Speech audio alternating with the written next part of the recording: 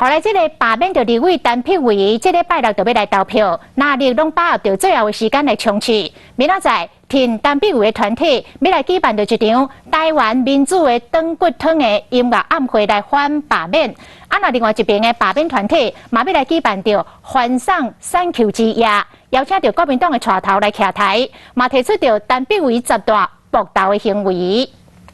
民意抗党力，罢免陈柏惟。国民党点名陈碧维10个喊告的行为，自台记即阵到调处逃走，要拼23号的罢免大战。所有民众对于他的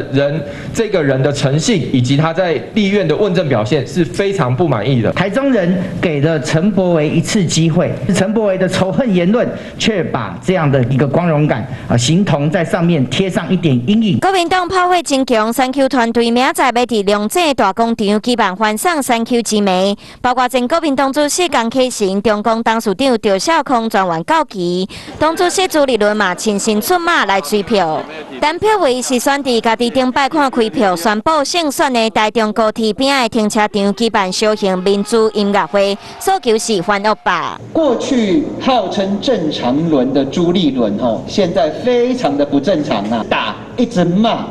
这样子的朱立伦，其实我觉得他似乎在模仿谁呢？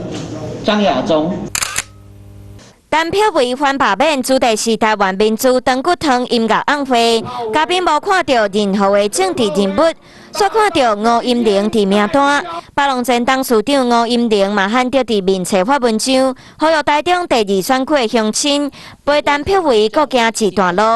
这场罢免大战嘛，互各界拢动起来。